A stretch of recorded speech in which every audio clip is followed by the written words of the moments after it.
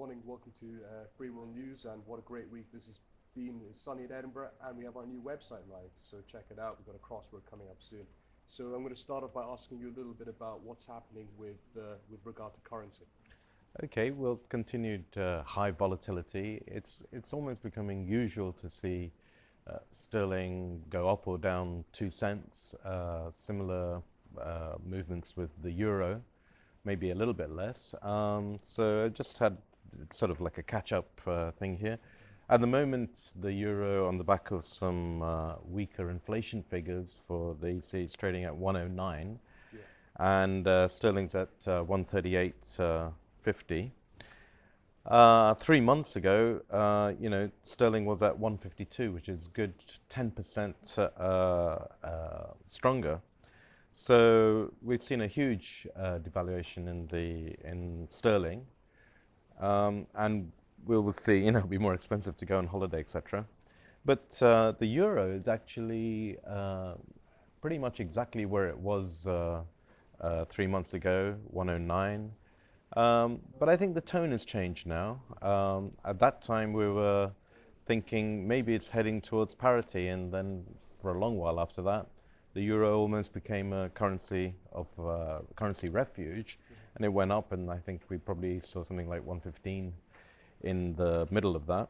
So it's starting. I think we're seeing a change in the stage where we might also see some euro weakness now. Yeah.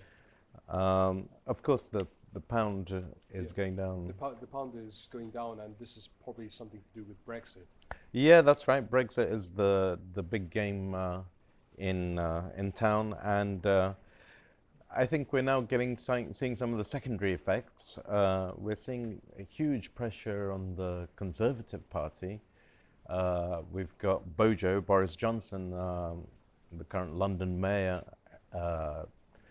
maybe positioning himself in that sort of expedient way that politicians have for taking over the leadership of the Conservative Party. So we've got a bizarre picture. I think if people saw a poster of this, they might rethink their stance on Brexit, which is, as we know, mainly an immigration issue. On the people who want to leave or want us to leave is Mr. Putin, Mr. Farage, and Boris Johnson. Quite a motley crew. We're seeing odd bedfellows now.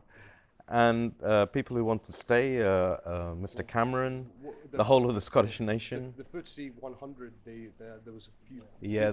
Yeah, how many signatures? Like 30 or something? Yeah, a lot of leaders of the top 100 companies wrote saying it would be terrible for us. Yeah.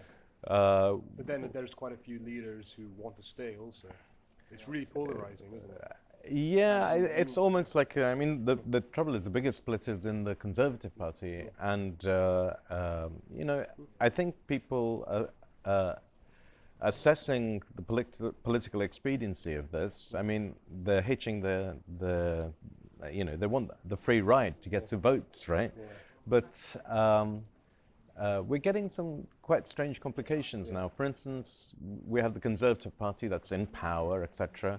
And entire departments, apparently, are being subverted by Cameron, where the leader of that department is a Eurosceptic. Yeah.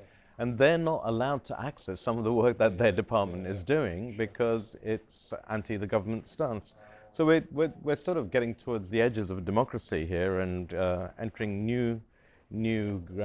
basically a ban on Eurosceptic conservatives being involved in government when they're discussing how to deal with the Brexit. So high demand for Britain leaving. What about general demand in the economy, in the market? Well, let's stick to what we know, which is the dried fruit area, dried fruit and nuts. Well, what we have seen is some very sharp price reductions. The almond market is about half what it was maybe in last August or something like this. Very sharp and accelerating fall off, which may have stabilized, we don't know.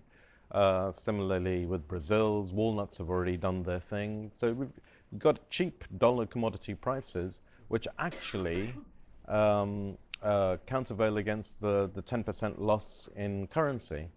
So we should be seeing some demand, yet I feel that things have changed, and in that the supermarkets really are on the back foot, and we're seeing a combination of things, I think, which basically means people are spending less money on food, and maybe because they're not throwing so much away, or maybe because they're eating ugly, cheap vegetables, or whatever it is, people seem to be going more hand to mouth. They don't seem to be doing the massive weekly shop. They also seem to be trying to waste less of the food, and all this is actually quite tough on the supermarkets because they're predicated on a certain spend, you know. Yeah, yeah, and also the rise of the internet, Yeah, people getting Waitrose shopping yeah, delivered to their yeah. house. Well, that's another thing that came out over the weekend. There's a report on the changing face of retail, Yeah, and they expect a million jobs in retail to basically just disappear. So these guys who are standing around in the shop waiting to serve you, they need paid, but they also go and, you know, do their bit by yeah, buying iPhones or whatever it is that yeah, people do to spend their money. yeah. So And also, you get big supermarkets like Tesco trying to diversify their product range by selling more high tech and non-food yeah, related that's right. items. Does that actually work? I mean, Well, it's worked in the sense that you know, in the old days you'd went to Dixon or Comet to buy a fridge, say, or something like this. Well, you may not now. yeah. It's a question. You know, everybody's got a fridge anyway, but you know. All right. So changing structure. Of course, you've got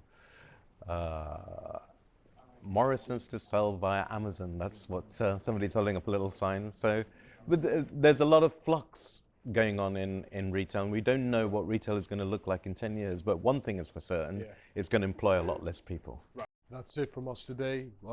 Check out our new section on the website called Freeworld Focus, which is a really interesting section I've created for our new website.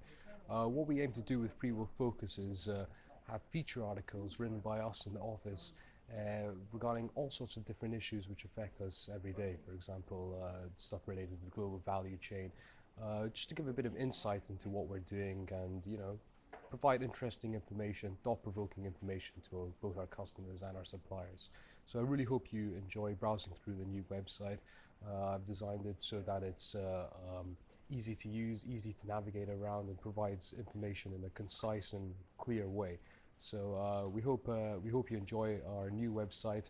The team section is currently under maintenance at the moment, but stay tuned for a great Meet the Team section. And that's it from us today. Thank you very much.